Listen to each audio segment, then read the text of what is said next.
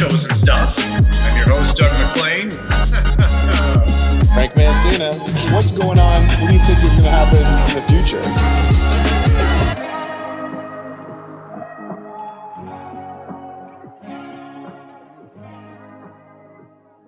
It's hard to get by without letting me know, Frank. You've tried for years now. That recording is in process. Can we start anytime? We can start anytime, Doug. This is season 3. Hello, everyone, and welcome to the long-awaited season 3 of Roadshows and Stuff. I'm your host, Doug McClain, the Vice President of Partnerships here at MRA, joined once again with the young, effervescent Frank Mancina. How you doing, Doug? How you doing, man? Good. How are you? Good. Long time no see. Long time no see, long time no talk. Season 3. Frank, they said it would never happen. They said it would never happen. And here we are, the doubters, cancel culture. They were all stacked against us. Right. And here we are. We've done it. It feels good. Few changes too, right? Few amazing changes. As you will know, if you haven't already noticed, we may have secured the services of a, what are they called, Frank? I don't even know. A professional film production company. Yeah, professional production company, which will guarantee that season 3 will in fact lose money for us. So we weren't sure before, but we did pull the trigger for the professional production. And Frank, not only is today the inaugural recording of Roadshows Stuff for season 3, but we have a very, very special guest joining us today. We do. A gentleman by the name of Vincent Kirkwood. Yes, has he been on the show before? He has, but you know, it's an exciting time here at MRA, and Vincent Kirkwood is our Senior Director of Diversity and Inclusion. That's right. He's been with MRA for about 10 years. Yep. And his side gigs are a former professor at Clear University and a current professor at Wayne State University. Not to mention he is the board chairman for the Parks and Recreation Department in the town of West Bloomfield, Michigan. So he's a busy guy, and he's a dad. Yes, to 2 children, to 2 beautiful children. That's right. Say names: Roman and Harper Rose. Whoops, okay. I think we just did. All right, so timing-wise, Black History Month being the month of February in the United States and Canada, all around the world, I think. All right, we're guessing at that. We thought it would be appropriate to have Vincent on in conjunction with that. Talk a little bit about the Diversity and Inclusion channel at MRA, his history here, what the future holds. So without further ado, we're just going to awkwardly wait now as Vincent joins the conversation. Professional production company. See. Hey, guys. Vincent Kirkwood. Wow. What's happening? How's it going, guys? Good. How's Australia? Same building. I don't know. Madison Heights is pretty good, though. Oh, nice. Heard of it. Just gave away our secret location. So, Vincent, welcome to the show. Thank you for joining us today. We appreciate it. Thank you for having me. Always a pleasure. You're very, very welcome. So, it's an exciting forthcoming year, 2022, for the Diversity and Inclusion channel at MRA. Would you mind sharing with us a little bit about your background, your history with the company, and the channel in general? Absolutely. Again, thanks for having me. I started with MRA back 2011, so we're going on it'll be 11 years next month. I've been with the company, nice. And I started as a tour manager.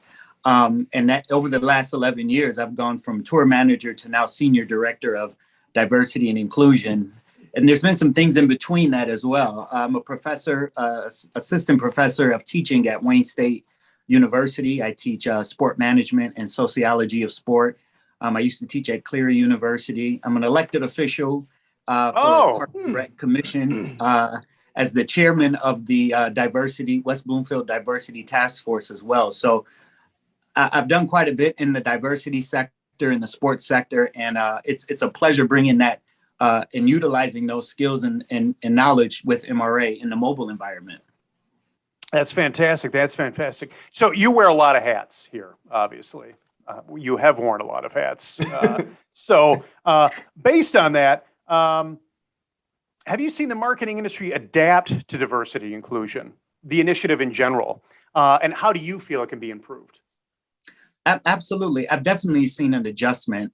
Just the fact that I think we're at about 80% in jobs that are titled that have the title diversity and inclusion within it. So, jobs are opening up for people because companies and organizations and businesses realize that there's a need for diversity and inclusion. I've seen organizations adapt to diversity and inclusion in several ways. And the biggest one is the fact that, what we do is communication. Although we work in exhibits and trailers and mobile, it's a communication medium, if you will. And what I enjoy most about it is that seeing how organizations are catering to the different groups, whether it's LGBT, African Americans, women, Hispanics, and Latinos. They're creating messages that are directly for this group of people. And prior, even if you're in the same segment, you're in the same market segmentation, there's still a way that we need to communicate to these individual groups. And our mobile vehicles, as well as, other businesses, I've seen their communication and marketing department do that. And I think that's a huge plus for the diversity and inclusion sector industry, rather.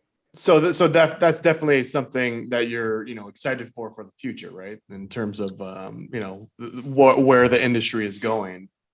Absolutely. I think, being able to notice that and see that means what we're going to start seeing is more direct communication in regards to different groups of people. And now everyone will start, there's the word inclusion, start feeling included. And the diversity will be celebrated as we start to celebrate the different individual groups of people that we're working with. Yeah, and I think in our initial, when we had you on the first time, we did talk about that education part is key to the diversity and inclusion, sort of initiative overall, right? Absolutely. It's very important. Very important. Absolutely. And Vincent, we have a lot of programs supporting the initiative as well, past and present and future. Would you care to discuss those for a few moments here? Absolutely. The what I love most about MRA and working on diversity and inclusion is, although this role is maybe a year and a half or 2 years new, MRA, we've been working with groups, diversity and inclusion groups for 10, 15 years prior to me even becoming a part of the organization. So I remember doing things with Kmart, Wade in the Water. We've worked with American Legacy magazine for almost 12 years now. Currently, we're working with the NHL on their Black History hockey initiatives for the month of February, all the way even through, I think we're going through June. We work with the Simon Wiesenthal Museum, and that's all about celebrating diversity, celebrating differences. We've worked with Pride. We've worked with so many different organizations. So right now, the focus is on the NHL. In the future, however, we've got programs coming up where we're celebrating civil rights with Toyota. That launches in April. We've got another launch of the Madam C.J. Walker Museum in June. That's going to launch in New Orleans in June. So nice. We're working with some heavy hitters and some great groups to celebrate diversity and inclusion in 2022. That's great. There's a lot happening, obviously. Yeah. It's an interesting point you make, too. We've been doing this in some capacity or another for at least the past 10 or 15 years. And now it's just formally recognized for what it is, and being labeled as diversity and inclusion, which is fantastic. And that's I feel great about that because now, diversity and inclusion it's authentic. It's kind of natural here at MRA as opposed to, 2 years ago, everyone's talking about diversity and inclusion. Maybe we should do it, But we've been involved in it for so long. And it's great to work with an organization that celebrates that. Yeah, like corporate peer pressure almost. Exactly. So VK, if people wanted to learn more about the diversity and inclusion channel here at MRA, how should they get in contact with us?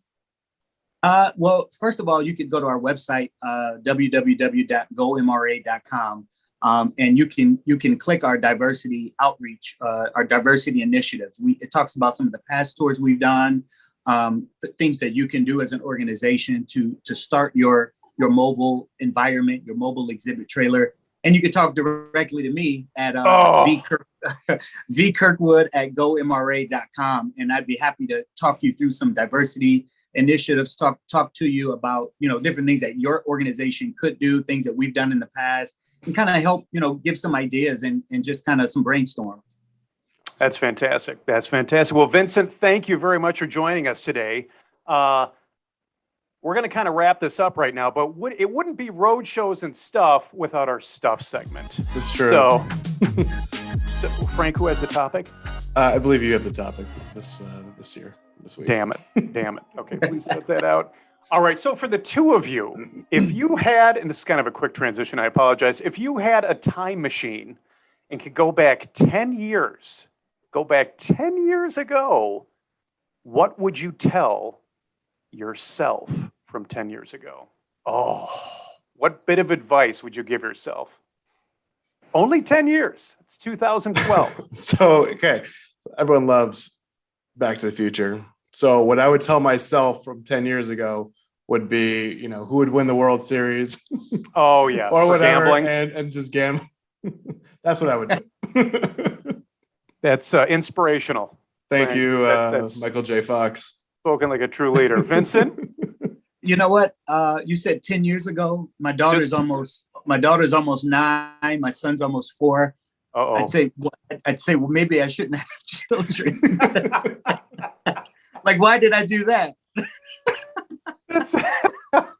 Not the answers you're looking for, eh, Doug? No, not at all. Not at Yeah, all. To what be would you honest, do? right? Yeah, we do want to be honest. I would, I don't know. Maybe I should have thought about the answer. Probably,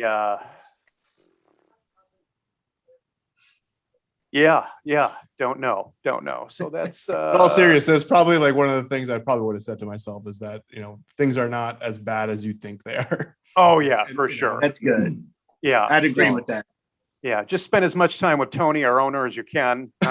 Pretend you're his friend, and that's all you can hope for. All right, fantastic. Anyways. Well, yeah, Vincent, thank you very much. We sincerely appreciate it in our inaugural episode of Roadshows Stuff Season 3. As Vincent had mentioned, you can go directly to our website to find out more information. Frank, you can follow us on social media, I've heard, which are like That's right. apps and things on your That's phone. Yeah, there's Yes. new things called social media. Yeah, you can follow us on Facebook, Twitter, Instagram, and LinkedIn. So All right, great. And in recognition of the season, our next episode will be winter tours and activations, the do's and don'ts. So that Big should one. be fascinating. That should be, get your Can't wait. popcorn ready. Can't wait.